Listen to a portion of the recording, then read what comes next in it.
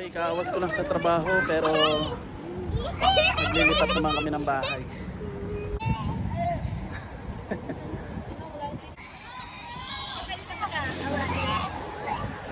Yak! Yak! Hawakan mo si Juan. Hawakan mo si Hoy! Sky! Okay, nakalipat na kami. Nandito na kami sa bagong bahay namin. So, ito na yung bagong bahay namin. Malaki-laki naman to. Half room na partition. 1,300 kasi kailangan talaga namin magtipid. Kailangan namin mag-budget at gawa ng visa ni Arlene na sigasuin pa at saka tuition ni Sky. Okay? So, hindi kasi sa budget. Magbabayad pa tayo ng utang. So, dito muna kami sa maliit na kwarto. Okay lang naman to. Malaki din naman. Partition. Ayun, centralize ang aircon. Saan bumubuga? So, yun. Okay, so labas muna kami. Mag-withdraw ng pera at saka bibili kami ng kama. Walang kama. Okay, so ito na yung gamit namin. Ito na yung bagong kwarto. Ito daw tatanggalin to. Hindi daw sa amin to. Okay, so yun. Magulo pa kasi kaawas ko lang sa trabaho.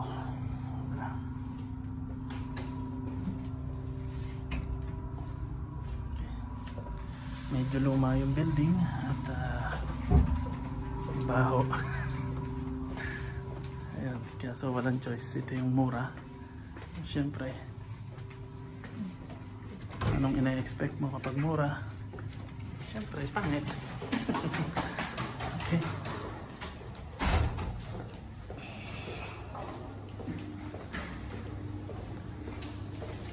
So at least makakasama ko na itong mag-ina at makakapag-aral na si Sky. Yun ang mahalaga. Ako naman kahit saan pwede. Mahalaga itong mag-ina ko.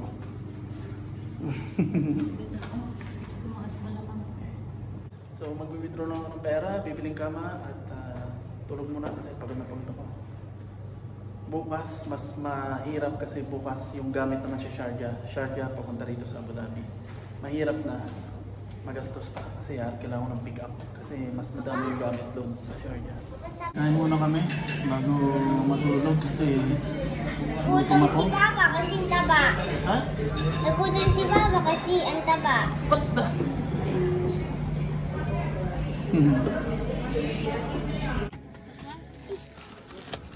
Okay, bibili kami ng kama. Papa? At yung driver, car. Sige.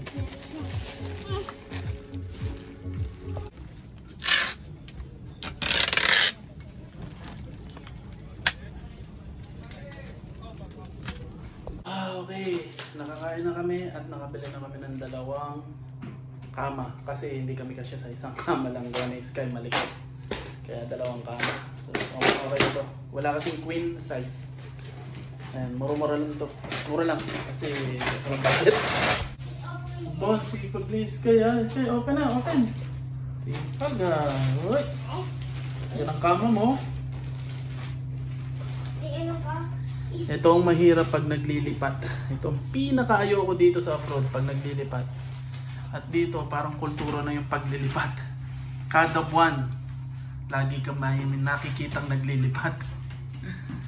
At iyon ang pinaka-ayoko sa lahat. Maglipat.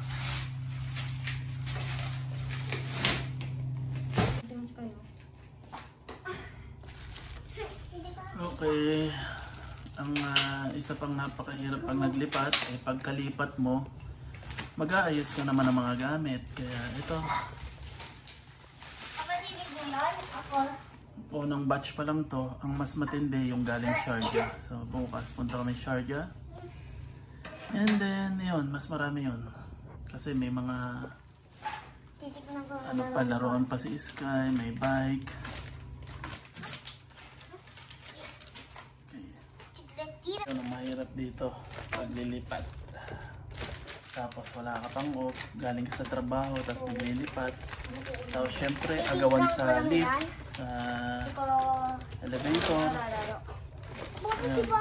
Kaya dapat kung maglilipat ka, tatiming ka sa wala masyadong gumagamit ng elevator kasi para madali ang paglilipat. At saka syempre, dapat konti lang yung gamit mo. Pag napakarami mong gamit, Diyos ko po, hirap.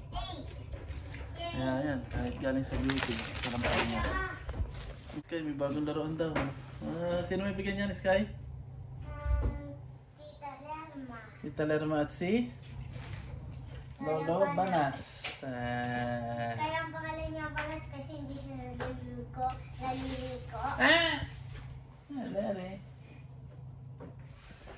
Okay, mag-aayos-ayos lang ng konti, then tulog na. Nakalimutan pa ang unan. Wala kaming unan. Okay, nakapantulog na si Iskay. Nakapag-ayos na. Tulog ka na. Patamari. Tama yan. Sabi mo, marunong ka na. Ano na rin? Okay, papunta kami ngayon sa Sharjah. Kasama ko si Ardin. Ngayon yung madugong araw namin. Maghahapon kami mula Sharjah papunta dito sa Abu Dhabi. Kaninang umaga, bago pumunta dito, inihatid muna namin si Sky papunta dun sa dati namin tirahan. Kasi may pasok siya ng alas 3. So, inihabilin muna namin si Sky doon, pansamantala, kasi maghahapon kami. Mamaya pa yung uwi namin kasi mahaba yung biyahe. Tapos maghahapon pa, mag-ayos na ng gamit. Pero okay na, makakalipat na kami doon sa kabilang bahay, sa bagong bahay. At si Sky diretsong pasok na mamaya. Unang araw ni Sky sa school. Okay, so mamaya na lang namin makikita si Sky. So naghihintay lang kami ng bus, wala pang bus.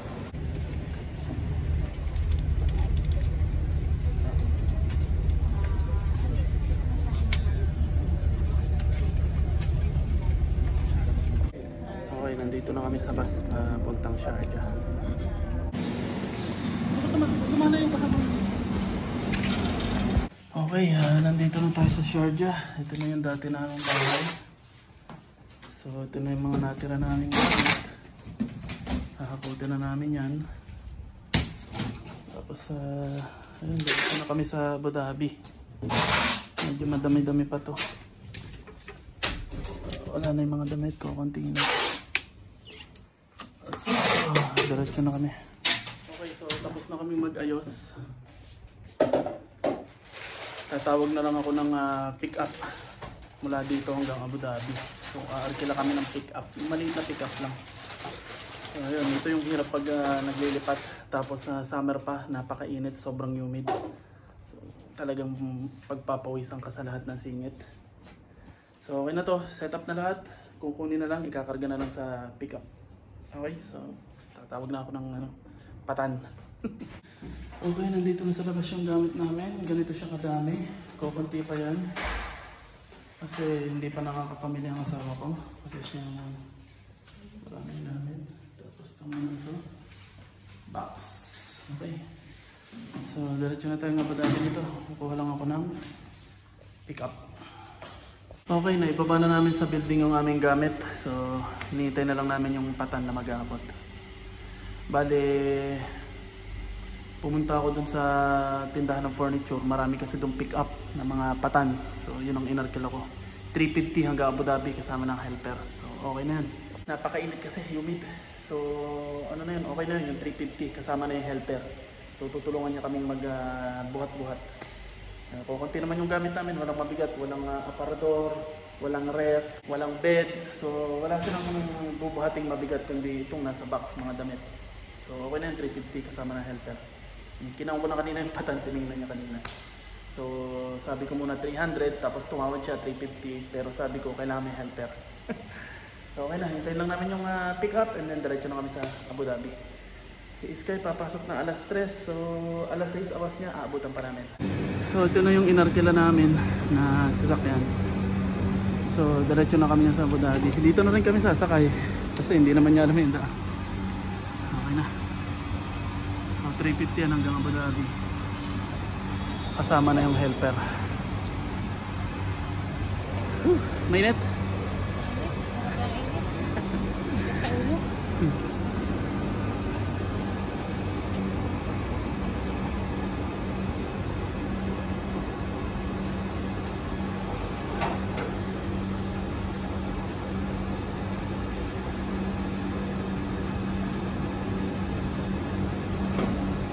Napakainit ng panahon ngayon kasi sobrang humid, kaya napakahirap maghapot. Tapos mamaya makakarating kami Abu Dhabi 6 na. So busy na yun kasi anong tawag ba? Peak hours yun, ano? Uwian ng mga trabahador at estudyante. Kaya sigurado ko mahihirapan kami mamaya sa lift dun sa elevator paghahakot ng gamit. So yun lang naman ang mahirap na parte. Meron naman kaming taga buhat. Okay, tapos na. So paano? See you na lang mamaya sa Abu Dhabi. Okay. Ready na. Unfortunately, na-timing kami sa humid at saka sa first day ng school ni Sky. Kaya wala kami sa first day ng school ni Sky.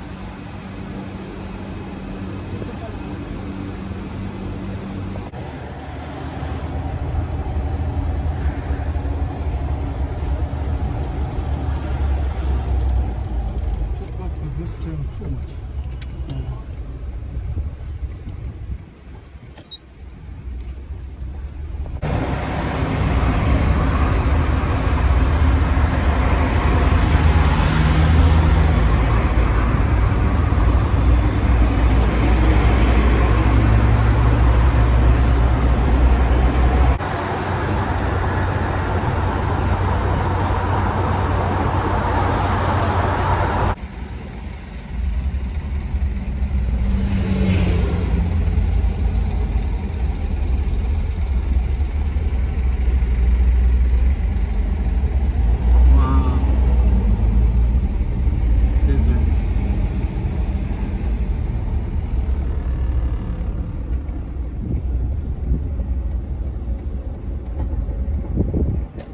Abu Dhabi, pero mamaya na lang ulit kasi magmamadali kaming mag-diskarga. Ito yung gamit namin. Ito na yung bahay. So maghahakot muna kami, mamaya na lang ulit. Whew, okay, tapos na kami maghakot. Nandito na lahat ng gamit namin from Sharjah to Abu Dhabi. At sobrang pagod kasi napakainit. Tapos ayun, naghakot, nagbuhat. Ayos naman, nandito na lahat ng gamit namin. So start na ng new beginning to. Okay naman dito sa bago naming bahay kasi malapit lang sa school ni Sky. Tapos malapit din sa bus na sinasakyan ko papuntang trabaho. Okay, so si Sky nandun pa, naliligo lang si Arlene. Tapos pupunta namin si Sky dun sa kabila at susunduin na namin. So yun, sorry na lang kay Sky, wala kami sa unang araw niya ng pasukan, pero sinendan kami ng mga photo. Okay naman, naka-uniform siya. Okay, so bukas na lang siguro mag-aayos-ayos si Mrs. Ako bukas kasi may trabaho. So ayusin na niya na itong mga gamit-gamit dito. So yun ang pinakayo ko dito sa abroad, yung paglilipat. Sobrang ayoko yung mga paglilipat. Pero ang dami na nung beses namin naglilipat. Ano na dito yan, parang tradisyon na. Kada buwan may mga naglilipat. Kasi iba-iba yung dahilan. Nagtaas ng presyo yung bahay, iniwan nung may-ari yung bahay, hindi na na-renew, nag-aaway-away, may mga nagiinuman, magulo, maingay, o kung ano pa mang conflict. Maraming dahilan kung bakit laging may palipat-lipat dito kada end of the month. So iba-iba yan. So kami, kailangan namin ng kwarto kasi family kami, 3 kami. Yung bahay namin doon sa kabila, wala silang kwarto. Yung partition napakaliit. Isang buwan, mga 1 linggo kami magkakasama sa isang single bed. So magkakabaluktot kami kung matulog ng ilang linggo bago kami nakalipat dito. Kasi nagpa-cancel muna si Mrs. dun sa trabaho niya kasi nga inintay niya muna mag 6 months bago siya magpa-cancel. Ayun, masama namang balita kasi yung dapat niya makuhang pera na dapat ay pang visa niya, nagastos pa kasi nagkaroon ng emergency sa Pilipinas, nagkasakit yung nanay niya, kailangan ipadala ng nakuha niyang pera. So problemado na naman ako ngayon kung paano yung magiging visa niya kasi 4,000 rin yung magagastos sa visa niya, malaki.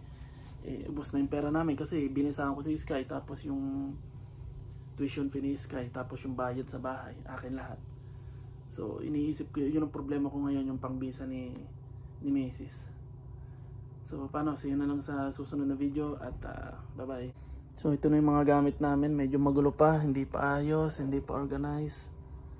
Ayun, ito gamitin na raw namin tong anong to kasi mahirap ilabas, o pagbili na lang nila sa amin. Ayan, magulo pa yan, so ayusin pa ni Mrs. bukas. habang nandito siya. So, susunduin na namin si Sky maya maya.